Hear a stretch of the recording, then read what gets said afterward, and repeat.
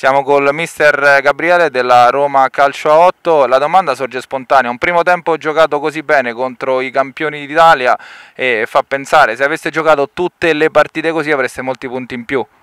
Sicuramente sì, avremmo molti punti di più, purtroppo ci siamo svegliati tardi e quindi a questo punto ci giochiamo le ultime chance di andare a giocare il play-out nell'ultima partita.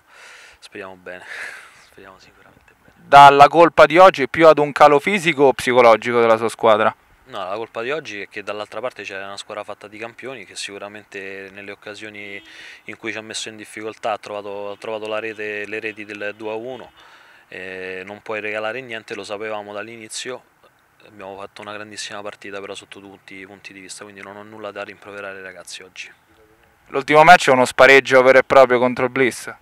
Sì, l'ultimo match è uno spareggio vero e proprio contro un'altra squadra che sicuramente giocherà fino alla fine le sue possibilità di rimanere direttamente in serie A giocandosi play out, quindi sappiamo già che sarà un'altra battaglia fino alla fine.